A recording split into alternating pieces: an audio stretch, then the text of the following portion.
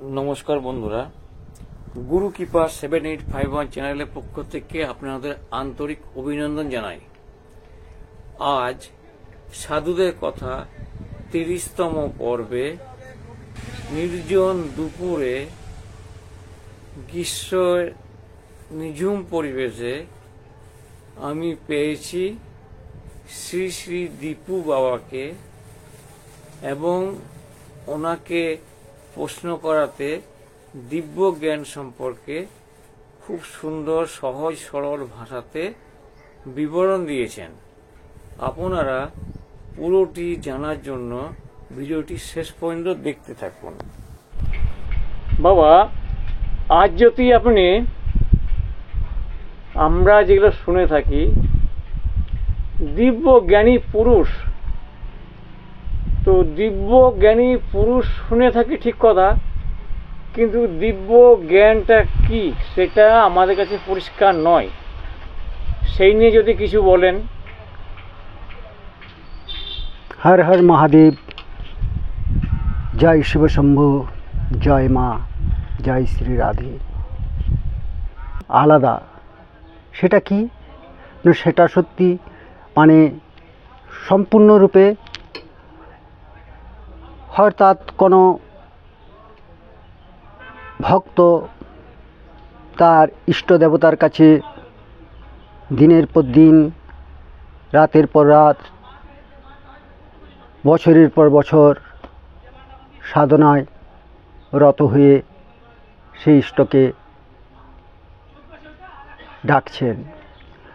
অবশেষে সেই ইষ্ট অর্থাৎ তার ইষ্ট দেবতার তার ভক্তিতে সন্তুষ্ট হওয়ার পর তাহার কাছে প্রকট হলো এবং তাকে জিজ্ঞাসা করলো, বলো তুমি কি চাও।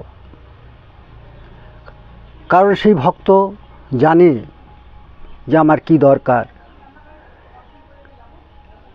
তাই সেই ভক্ত সেই তার ইষ্ট দেবতার কাছ থেকে, যেমন ধরে নাও ব্রহ্মা বিষ্ণু মহেশ্বর তারা রয়েছেন, তাই তাদের কাছ থেকে প্রাপ্ত হয়। বা শ্রী গণেশ রয়েছেন, শ্রী গণেশও দিব্য জ্ঞান অবশ্যই অধিকারী দিতে পারেন। তো সেই জ্ঞান তারাও জানে, দেবতারাও জানে যে কার প্রয়োজন আছে বা কার প্রয়োজন নেই। সেই বুঝে তারা সেই বরপ্রাপ্ত দিয়া থাকেন সেই ভক্তকে। দিব্যজ্ঞান অধিকারী সেই মহাপুরুষ শুধু নিজের জন্য নয়, সম্পূর্ণ জগতের মঙ্গল কারকের জন্য, মঙ্গলের জন্য সেই দিব্যজ্ঞান তাদের কাছ থেকে পান।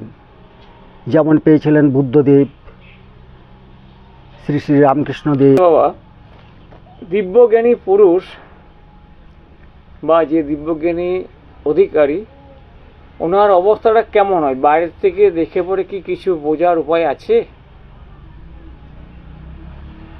দেখো ভক্ত, দিব্যজ্ঞান যে পুরুষ লাভ করে তিনি তো সাধারণ পুরুষ নয়। সেই পুরুষ যখন দিব্যজ্ঞান লাভ করে তখন তার দশা চরম দশায় পরিণত হয়। অর্থাৎ একজন রাজার ছেলে ছিল গৌতম বুদ্ধ, কিন্তু সে সব কিছু ত্যাগ করে সন্ন্যাস জীবন হয়ে বেরিয়ে গেল সেই জ্ঞানের লাভে এবং সিদ্ধি লাভও করল সে। এমনই দশা, চরম দশা সেটা। পাগল বলবে, যেমন রামকৃষ্ণ দেবেই পাগলের মতো মা মা মা মা মা মা মা মা করত। অর্থাৎ সাধারণ মানুষ ভাবত সে পাগল বা খেপা, কিন্তু বাস্তবে তা নয়। সেই জ্ঞান প্রাপ্ত যিনি অধিকারী হয়, মানব নয় সমস্ত প্রাণী সমস্ত জগৎটাই যেন তার সম্পদ, তখন তো আর সে সাধারণ মানুষ থাকে না, তখন সে দেবতুল্য হয়ে যায়। হাজার ভক্ত সমাগম হয়, তার স্পর্শে তখন সকলেই মুক্তি লাভ করে। সেই ব্যক্তি অর্থাৎ সেই মহাপুরুষ, সেই দিব্য পুরুষ যাহা মুখসিত বাণী বলিবে তাহাই হইবে। তখন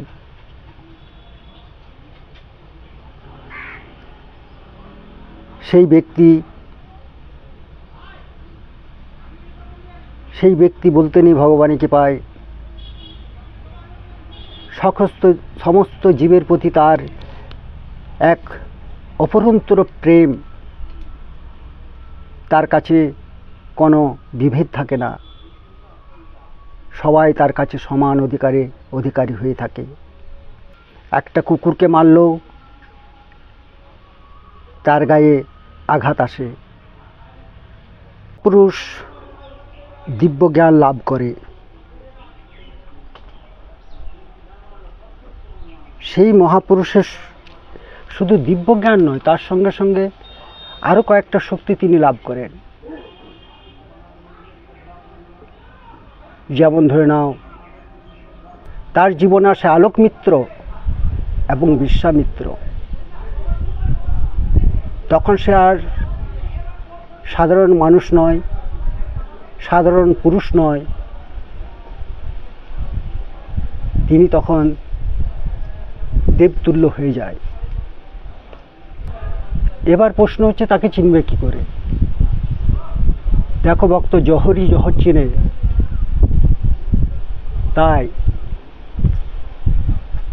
তাই যাহারা তাহাকে চেনার, তাহারা নিশ্চয় তাহাকে দেখলেই চিনতে পারবে যে ইনি কে।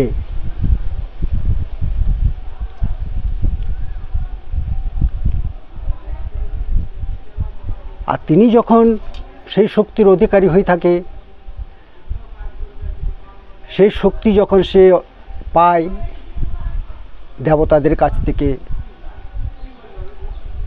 তখন সে নিজেকেও জানতে পারে যে আমি কে, কি জন্য আমি জগতে এসেছি, আমার কি করণীয়।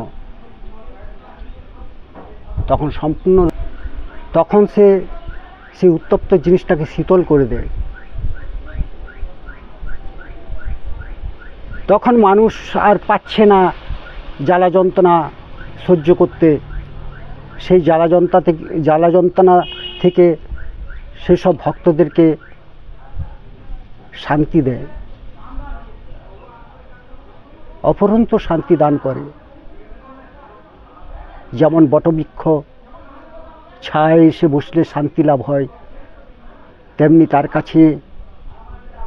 তার পাশে বসলে চিরজীবনের মতো শান্তি লাভ হয়।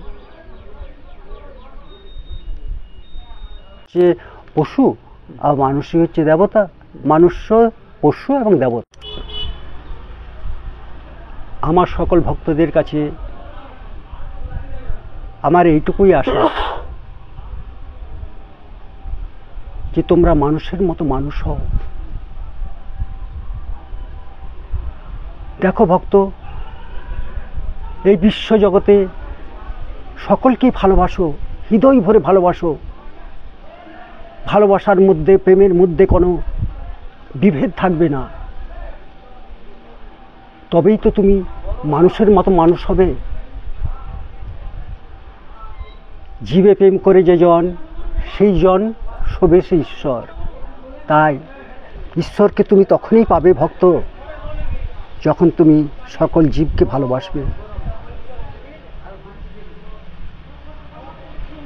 তাই আমার আশীর্বাদ তোমাদের সকলের প্রতি রইল, এই কামনা করি।